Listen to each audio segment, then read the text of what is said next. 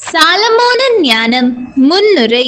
சாலமோனின் ஞானம் என்னும் இந்நூல் சாலமோனை பற்றிய சில மறைமுக குறிப்புகளை கொண்டிருந்தாலும் காலத்தாலும் கருத்தாலும் பிந்தியது என்பது உறுதி.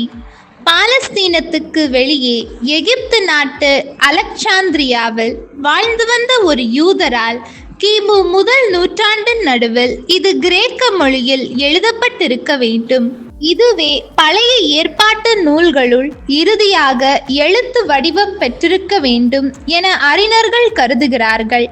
பாலஸ்தீனத்துக்கு வெளியே வாழ்ந்து வந்த யூதர்களுள் சிலர் கிரேக்க மொழி, மெய்யியல், பண்பாடு, வழிபாட்டு முறை, வாழ்க்கை முறை முதலியவற்றின் மீது அளவற்ற நாட்டம் கொண்டதோடு யூத மறையை விட கிரேக்கர்களின் மறைவான சமய சடங்குகள் உயர்ந்தவை என்னும் தவறான எண்ணத்தால் தூண்டப்பெற்று யூத மறையை கைவிட்டனர். இவர்கள் யூத மறைக்கு மனம் மாறி வர அழைப்பு விடுப்பதே இந்நூலாசிரியரின் முதன்மை நோக்கம். அதே நேரத்தில் யூத கோட்பாடுகளில் பிடிப்போடு இருந்தவர்களை ஊக்கப்படுத்தி உறுதிப்படுத்துகிறார் ஆசிரியர். விசுவாசத்தில் தளர்ந்து தடுமாற்ற நிலையில் இருந்தவர்களை எச்சரிக்கிறார்.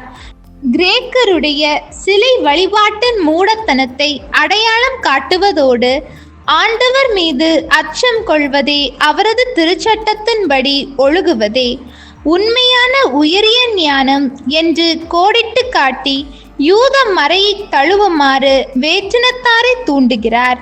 கிரேக்கருக்கும் கிரேக்க சூழலில் வாழ்ந்து வந்த யூதருக்கும் யூதநெறி கோட்பாடுகளை விளக்க எழுந்த இந்நூலில் கிரேக்க மெய்யியல், நடை, சொல்லாட்சி முதலியன மிகுதியாக காணப்படுகின்றன. முழு நூலும் இனிய கவிதை நடையில் அமைந்துள்ளது. நூலின் இறுதி பகுதி யூத போதகர்கள் கையாண்டு வந்த விவிலிய விளக்க முறையான மித்ராஷ் என்னும் இலக்கிய வகைக்கு சிறந்த எடுத்துக்காட்டு.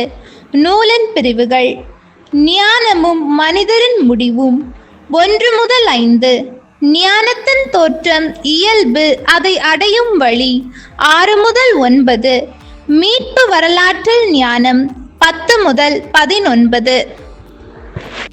நன்றி. ஹோலி பைபிள் தமிழ் சேனலில் திங்கள் முதல் வெள்ளி வரை திருவிவிலியத்தின் ஒரு அதிகாரமானது பதிவேற்றம் செய்யப்படும். நம் அன்பு கடவுளின் ஆசியும் அருளும் இன்னும் பலருக்கு கிடைக்கப்பெற ஹோலி பைபிள் தமிழ் சேனலை சப்ஸ்கிரைப் செய்துவிட்டு உங்கள் உறவினர் மற்றும் நண்பர்களுடன் ஷேர் செய்யவும். நன்றி.